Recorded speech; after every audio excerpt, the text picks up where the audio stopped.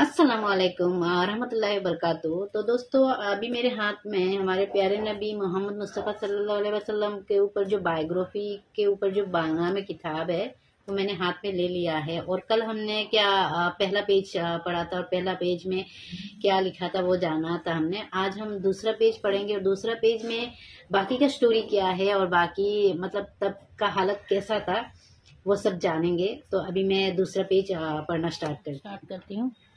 तो यहाँ पर देखिए, कल हमने पढ़ा था यहाँ तक, यहाँ से पढ़ेंगे। बिस्मिल्लाहिर्रहमानिर्रहीम। এমন কি সমগ্র আরবে তখন হাতে গোনা মাত্র 2-4 জন লেখাপড়া জানা লোকে ছাড়া আর কেউ লেখাপড়া জানতো না। যারা জানতো তারাও ছিল সামান্য শিক্ষিত কিংবা অর্ধশিক্ষিত। লেখাপড়ার অভাব থাকলেও কিন্তু আরবীয়গণ তাদের অসাধারণ স্মৃতিশক্তির বলে উল্লেখিত লাক্ষাধিক গাথা ও কবিতাবলী শুধু মুখে মুখে উচ্চারণ দ্বারাই দীর্ঘকাল ধরে স্মরণ করে আসছিল। দুঃস্ববৃত্ত ও লুণ্ঠন ছিল তাদের জীবিকা নির্বাহের প্রধান অবলম্বন। ধর্ম বলতে ছিল তাদের কতগুলো মাটি ও পাথরের তৈরি মূর্তি। প্রাক ইসলামী যুগে আরবদের ধর্মীয় অবস্থা ছিল খুবই শোচনীয়। সে যুগে আরবে 4 ধর্মাবলম্বী বসবাস করত, যথা পৌত্তলিক, ইহুদি, খ্রিস্টান ও হানাফি সম্প্রদায়। তারা বিভিন্ন মূর্তি পূজায় বিশ্বাসী ছিল। চন্দ্র, সূর্য, তারকা এবং বায়ুরও পূজা তারা করত। তারা বিভিন্ন দেবদেবীতে বিশ্বাসী ছিল। কাবাগৃহে 360টি দেবদেবীর মূর্তি স্থাপিত হয়েছিল। তারা মনে করত যে পূজা দ্বারা দেবতাদের খুশি করতে পারলে বিপদ আপদ, দুর্ভিক্ষ, মহামারী, অসুখ বিসুখ হতে মুক্তি লাভ সম্ভব। এমনকি দেবতা খুশি না হলে পুত্র সন্তান লাভ সম্ভব নয় বলে তাদের धारणा ছিল। मतलब उन लोगों का ये बिलीव था कि अगर हम देवता को खुश नहीं करेंगे तो हमारे मतलब घर पे लड़के का जन्म नहीं होगा। तो इस तरीके का उनका मतलब एक बिलीव सिस्टम था।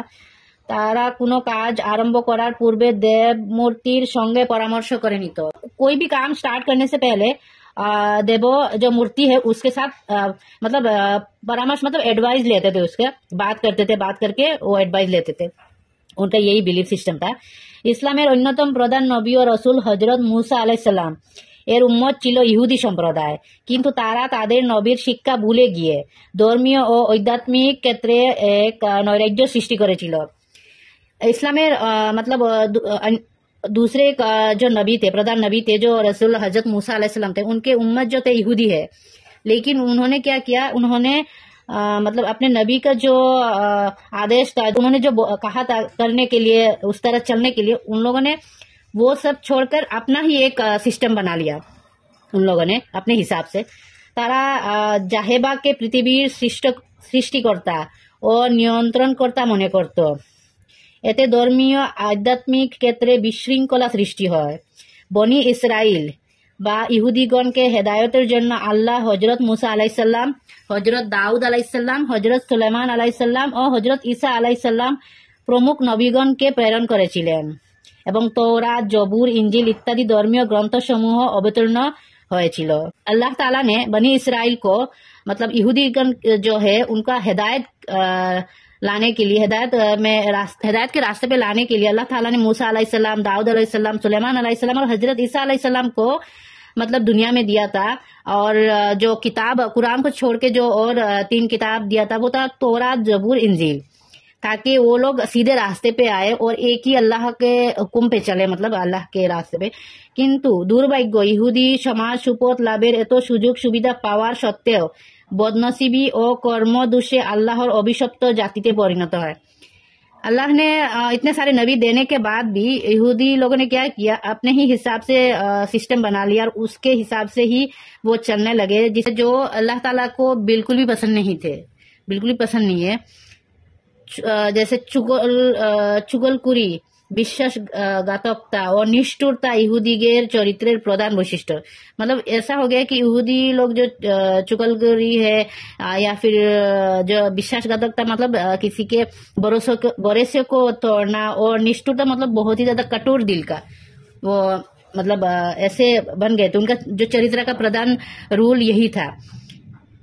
এদের হিতাকাঙ্ক্ষী প্রত্যেক নবী ও রাসূলের সাথে এরা বিশ্বাসঘাতকতা করেছে। হযরত মুসা আলাইহিস সালামকে এরা নানাভাবে জ্বালাতন করেছে।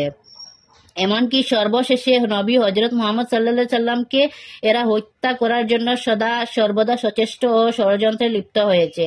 এটা হতেই অনুমান করা যায় যে যাদের বাহ্যিক নৈতিক চরিত্র এরূপ জঘন্য ও নির্মম নষ্টুর ছিল, তাদের অভ্যন্তরীণ अवस्था की रूप भीषण और मारात्मक होते पारे।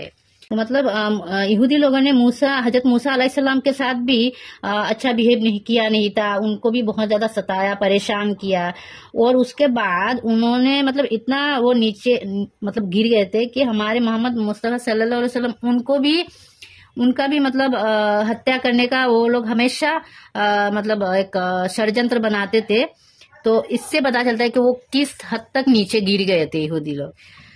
तो दोस्तों, आज मैंने दूसरा पेज भी पढ़ लिया और दूसरा पेज में भी मतलब क्या लिखा था और तब का स्थिति, तब का हालत कैसा था, वो हमने जाना।